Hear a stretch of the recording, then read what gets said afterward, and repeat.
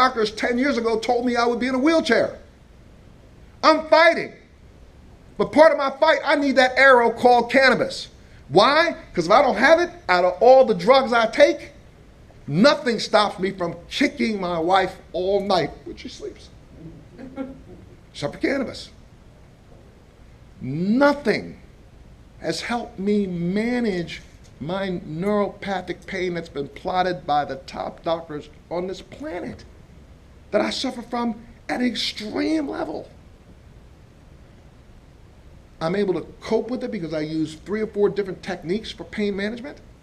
I'm using 2 or 3 other modalities for pain management. But without this, I don't sleep. It's that simple. And I'm not going to walk around like a zombie. I'm an adult. I have a right to make a decision for myself. I turn 60 years old this year. I fought and defended this Constitution to have the right to life, liberty, and the pursuit of happiness. And I only have that if I can include the medications I need to keep myself standing here. So you don't have really a lot of a choice. And most of the cameras, I'm talking to the people who are Ohioans. Oh, you can argue back and forth about the bills this, the bills that, and that. Argue all you want. That's meaningless. What you should be doing is arguing about compassion and guaranteeing that these patients get taken off the battlefield.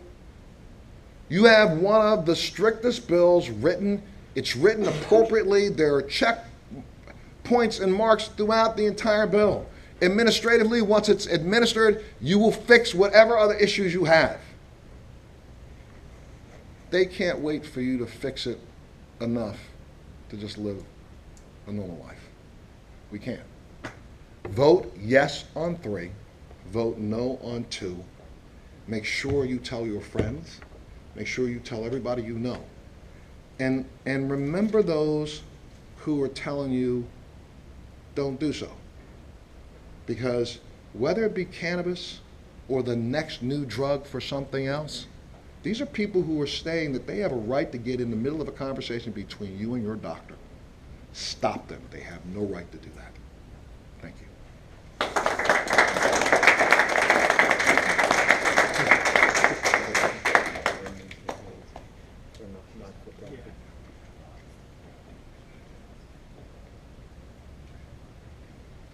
Are there any questions from the media?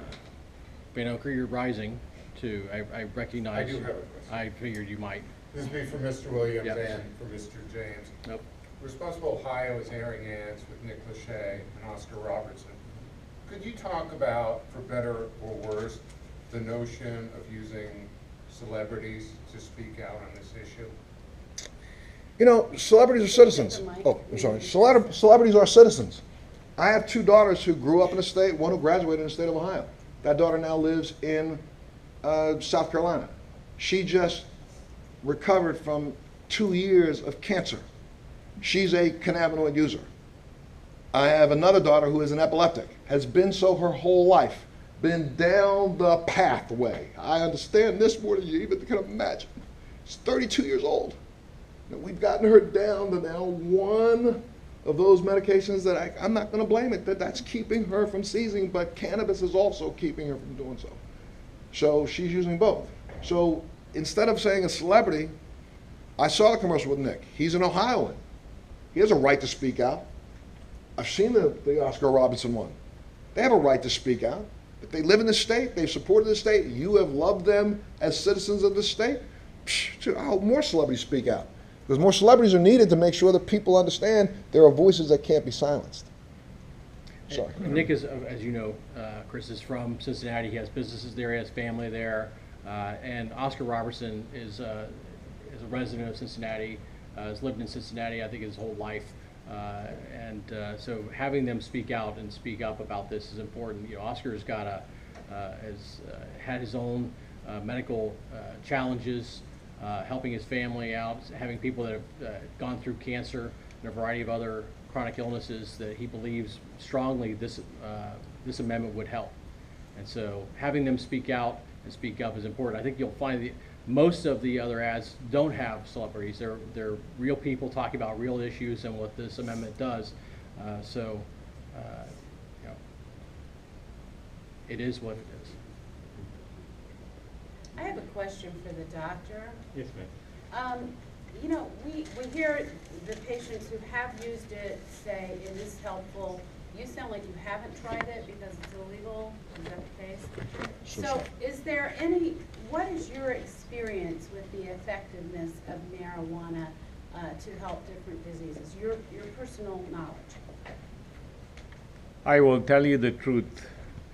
I'm a chronic pain doctor. I treat chronic pain, neck pain, back pain, cancer pain, pain from shingles. I have to abide by the state medical board laws. And marijuana at this point is Schedule I drug. All that means is it cannot be prescribed. I have to discharge patients who use my prescription medications and use marijuana at the same time. I'm legally bound not to be able to prescribe those prescription medications anymore because my patients want to use marijuana. I want my patients to have a alternative approach.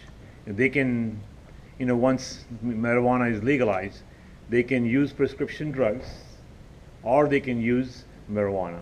I will be strongly recommending, different types of marijuana, especially the CBD, high in CBD, for all my chronic pain patients. Until it's federally legalized and the schedule is brought from 1 to 2 or 3, it cannot be prescribed by any of the doctors. As Mr. Williams said earlier, doctors in the state of Ohio cannot prescribe marijuana. Do you think let me follow up for 1 second. Sure. Do you think marijuana is safer than using Oxycontin? Oh, or absolutely, something like that? absolutely. There is absolutely no doubt. I work in the ERs, I worked in the hospitals, and now I'm in private practice. I have yet to see a patient brought in by ambulance into the ER with a marijuana overdose. Never. UCLA released a study this year that showed marijuana being the least dangerous of any substance that's considered a drug. And if you want to get more information about who believes whether or not this works or not, I'll show you this one right here, and you guys can write this down. This is the US 6630507B1, the patent that the United States government gave itself for cannabinoids assigned to the United States. And it tells you everything that the United States government now, after 36 years of research, believes marijuana does. And I can just tell you right here, I'll read just a little bit. Cannabinoids have been found to have antioxidant properties unrelated to NMDA receptor antagonism. This newfound property makes cannabinoids useful in treatment and prophylaxis of a wide variety of oxidation-associated diseases, such as ischemic age-related inflammatory autoimmune diseases. Cannabinoids have been found to have particular application as a neuroprotectant. For example, in limiting neurological damage following ischemic insults. You read this patent, which was issued, believe it or not, and just now released, so the public can start reading it, in 2003. The U.S. government gave itself a patent and has now started assigning this patent to commercial companies to commercialize. So this question of its viability, until the law changes at the national level, our government's already predisposed to say the second it happens, we own the patent to not only THC, CBD, and CBD1. The FDA is in the process of looking at a new product from Europe, the Statehouse. Statehouse comes from a company called GW Pharmaceuticals, and you guys ought to look this up. GW Pharmaceuticals is owned, the largest shareholder is Bayer Aspirin. Bayer Aspirin has been working with GW Pharmaceutical, growing cannabinoids, cannabis, in Holland to be used in this, and they are right now before the FDA trying to get FDA approval. What's going to happen, Right, it should, absolutely. It's not going to happen until a United States company has a competitive drug in the pipeline. And right this minute, there are 10 U.S. pharmaceutical companies growing marijuana specifically just for a competitive side effects. One other thing, since we were talking about the the benefits of marijuana versus the regular prescription drugs. I prescribe truckloads of narcotics. I probably have about close to 10,000 patients in our practice.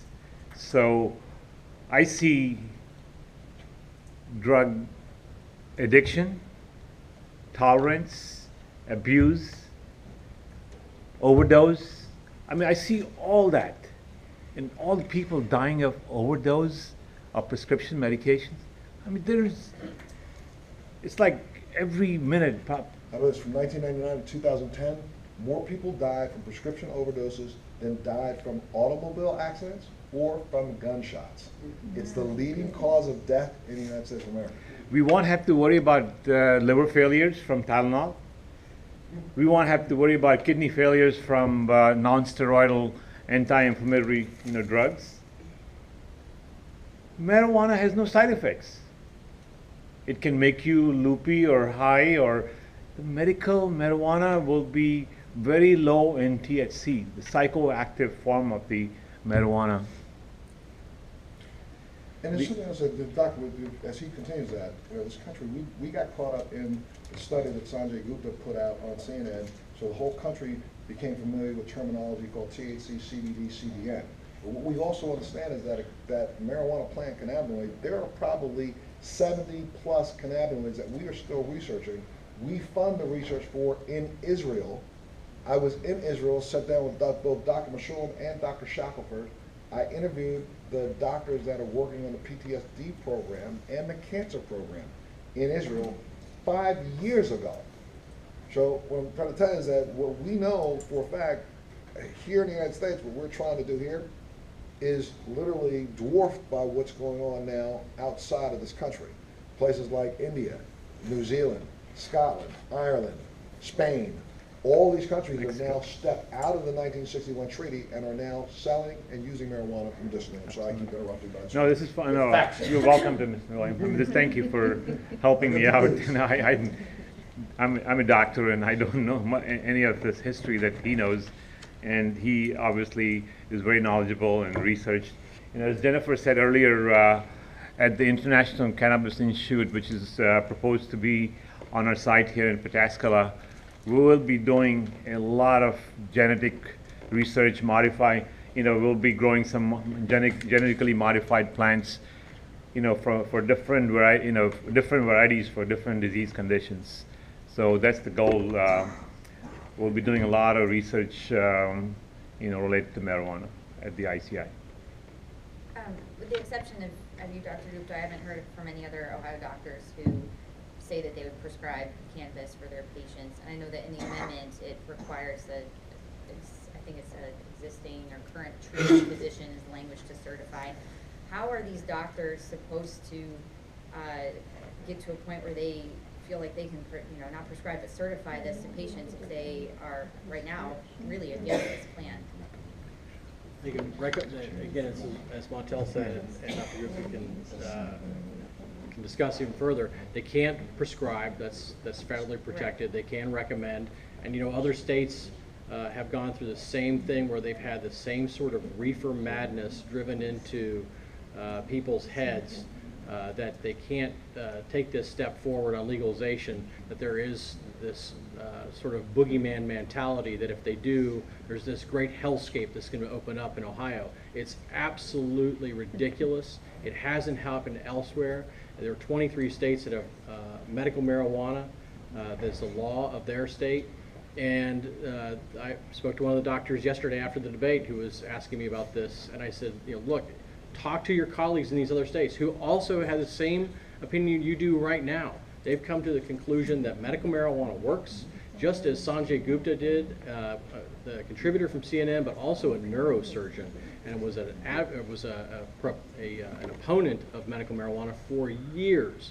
He finally came to the conclusion that medical marijuana works, that it does provide compassionate care for the chronically ill, and he is one of the biggest advocates today on the medicinal scene. Now that I think we'll find other doctors in the state will begin to step forward and say, you know what, I want to provide my patients, and I should have the right to recommend to my patients a medicine that works for them, and that decision should really be left between the doctor and the patient.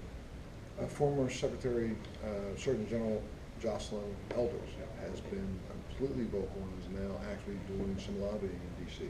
The on Sanders, the Statehouse. presidential candidate Sanders, Sanders, been very, that's right. you know, And just over the course, it was said that Ohio, there are 9 to 11 other states that will have an initiative on the ballot between now and the presidential election.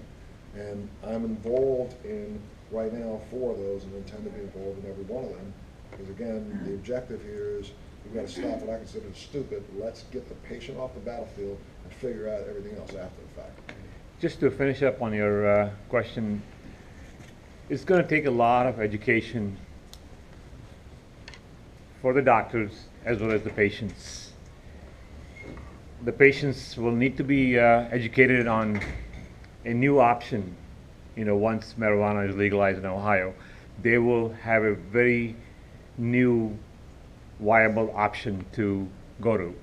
You know, instead of taking the standard pills, they will have a very good option. It'll be a natural plant product, no side effects, and will help their chronic disease conditions. The way the Constitution is written, the amendment, you know, is written, Ohio will probably be the only state. You may want to interrupt and say, Ohio will be the only state that's going to have not-for-profit dispensaries all over the state to provide the compassionate care that our chronic pain patients need, our patients with chronic, disease conditions need today. You know, in other states and what they're doing right now around the country is now there's been a 4th one was held 3 weeks ago in Florida, a CME, continuing medical education. There are several doctors that are now starting to sign on to those and are starting to put them on around the country. I should say this, and I'm 100% disclosure, I opened 3 facilities in California, and at every single of those facilities I opened, I held a town hall meeting with at least 2,000 people that appeared along with doctors, and we gave them an opportunity to ask questions and get a continuing medical education through the program that we had set up. Unfortunately,